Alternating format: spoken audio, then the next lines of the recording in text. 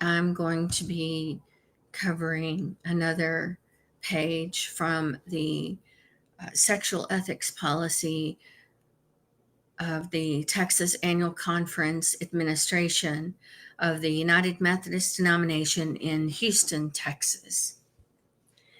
And I'm going over the appendix, which is an additional page of information for the sexual ethics policy. And one, they have the and I will read it, the definition information for the Texas Civil Practices and Remedies Code. 2, they have the acknowledgement of policies. Civil Practice and Remedies Code, Chapter 81, Sexual Exploitation by Mental Health Services Provider. And I was exploited at supervised visitation. Sorry, I apologize. I have another pop-up going on here as soon as it resolves itself. Anyway, I was exploited and I was forced to visit my kids at a United Methodist church that was under the same administration that employed my father, who sexually assaulted me.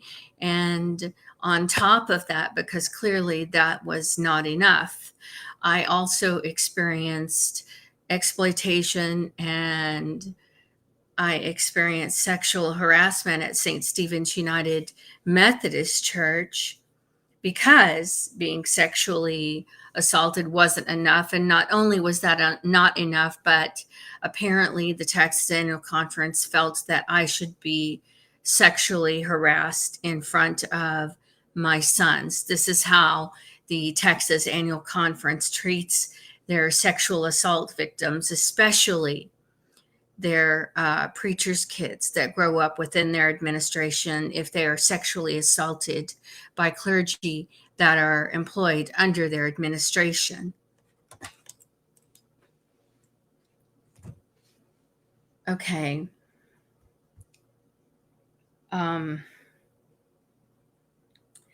Civil Practice and Remedies Code. It goes over, it's Title 4, Liability in Tort. Chapter 81, Sexual Exploitation by Mental Health Services Provider. Section 81.001, definitions in this chapter.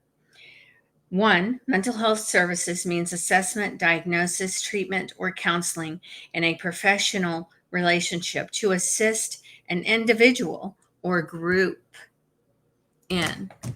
So more than likely, when my parents went to Dr. Robert Hudspeth, who was employed under the Texas Annual Conference Administration as a clergy and a psychologist, I should have been referred out to a female therapist, and that did not happen, more than likely because the Texas Annual Conference Administration wanted to handle marital and family issues within the administration, to keep it in the family, so to speak.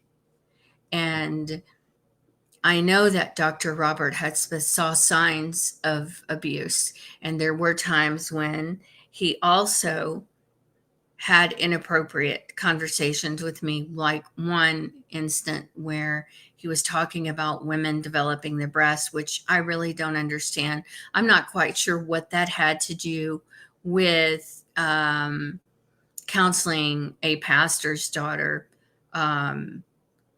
And my father was his colleague as well. But my idea of what's appropriate and the idea of what's appropriate with the Texas Annual Conference, what they consider appropriate, really do not align, quite frankly.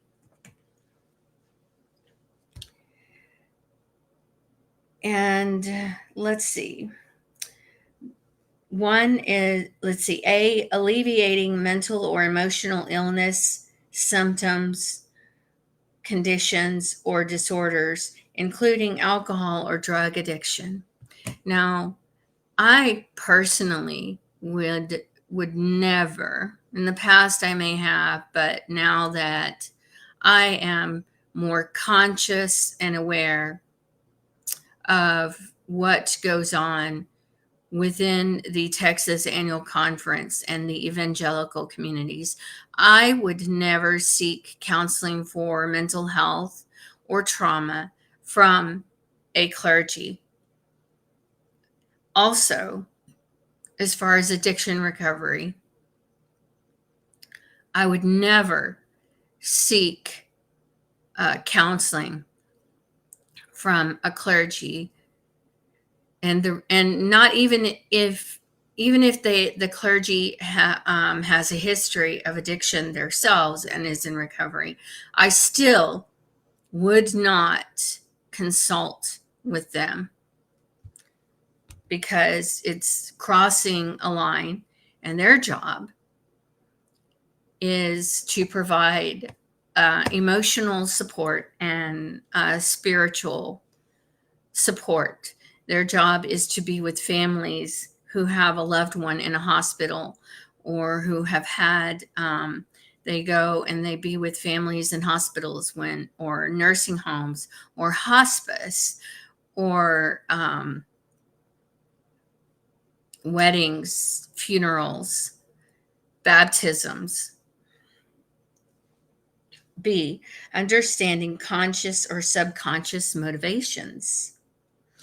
C, resolving emotional, attitudinal, or relationship conflicts. Or D, modifying feelings, attitudes, or behaviors that interfere with effective emotional, social, or intellectual functioning. Now, last night I spoke about the fact that there is a district superintendent whose son I took care of. It was for a church meeting, and it was when my father was pastoring at Hemphill United Methodist Church. I was a senior in high school. I was 18, and it was Steve Woody. I took care of Steve Woody's son. He has a son who has cerebral palsy and is nonverbal, from what I recall. I might be wrong on that.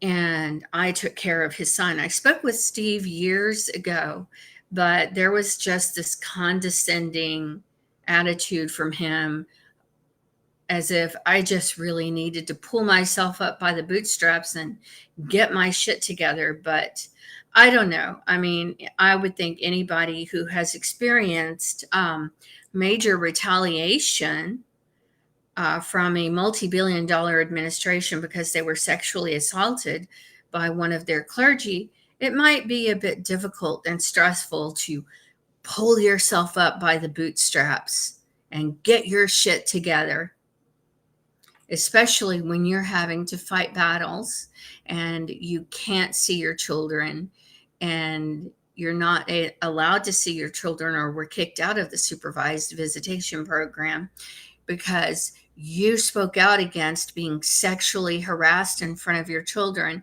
And you also spoke out against being sexually assaulted and having to visit a United Methodist church that was under the same administration that employed the person who sexually assaulted you. Also,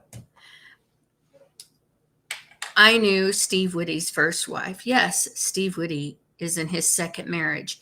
Actually, back in the 80s, I don't think that there were district superintendents who had actually been divorced or were in their second marriage. I think that was frowned upon. Times have changed, and I understand that. Unfortunately, There are certain ways that the Texas Conference can devolve, and I guess they are accepting of clergy who have been divorced and are in their second marriage, but they are not accepting of sexual assault survivors who have suffered sexual assault by their clergy employed under their administration. I know that much. And I knew Renee Woody, Steve Woody's first wife. I actually took some college classes with her at Lon Morris College, and I do remember she was unhappy. I don't know why. I really don't know what was going on. I know that having a son who has a devastating diagnosis is hard on any parents or any marriage, because it's stressful. There is a certain there is unsurmountable grief with that. It is ongoing, and it does put stress on marriages when a child receives a devastating diagnosis. And I know that Renee was also struggling with her health at the time. She was telling me about abdominal pains that she was getting. And I had spoken with Steve probably over 20 years ago. And he had told me that Renee went to California. Of course, I was in my 20s. I had no idea I was going to have a child that was going to have a devastating diagnosis. And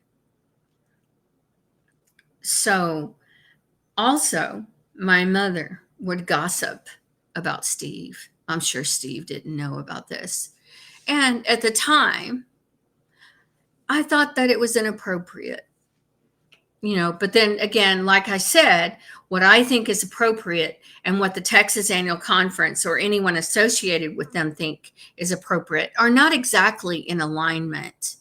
And so I know that my mother was gossiping about Steve, and she was gossiping because Steve Woody was, I don't know if he was married to his wife at the time or if they were seeing each other exclusively and in a dating relationship.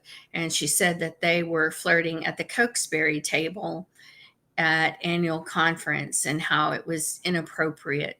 And quite frankly, I don't really think it was any of my mother's business. But, like I said, what I think is appropriate and what anyone associated with the Texas Annual Conference thinks is appropriate really are not exactly aligned. And I don't probably if Steve Woody, I don't know if this were true, but because my mother wasn't always honest, and if Steve Woody had been flirting with his wife, maybe it wasn't appropriate at annual conference. And I have actually known Steve Woody since I was 18. And Steve Woody also knows that at one time I wanted to be a United Methodist minister, which is why I know so much about the Texas Annual Conference. And I am pretty sure that the Texas Annual Conference, when they retaliated against me, clearly they didn't think this one through, because they probably would have been far better off retaliating against someone who wasn't as knowledgeable about their practices as I am, and their policies and their inconsistency with following their own policies.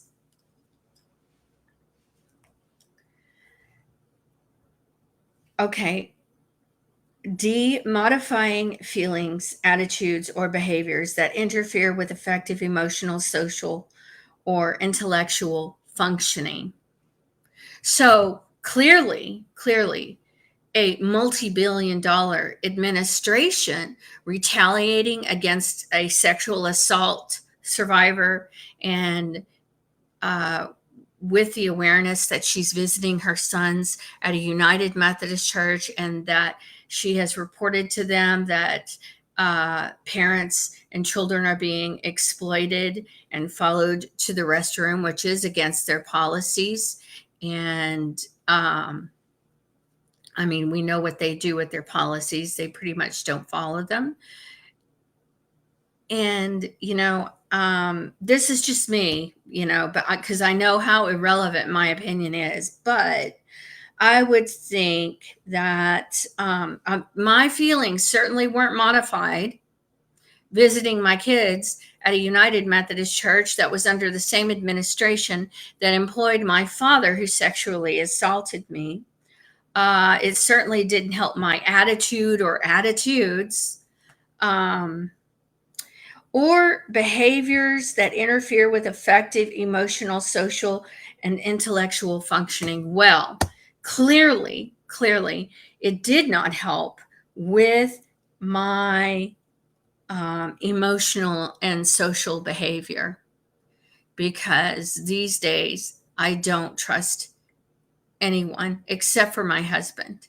And I really try to avoid people. I don't really care to be around many people these days. And the last place you will ever see me is in the sanctuary of a United Methodist denomination, of the United Methodist Church, because I know clearly I am an embarrassment to them, and they would prefer that any sexual assault victims from their clergy would just disappear and go away. And one of the things you will not find on any of my social media are nude photos. The girl that they settled with posted nude photos on her Facebook page and made them public. I guarantee you that as a sexual assault survivor, I've been repeatedly sexually assaulted countless times, probably because I deserved it. I mean, I'm sure that the Texas Annual Conference feels I deserved it. And really, I say that because I figure that's what they want to hear. And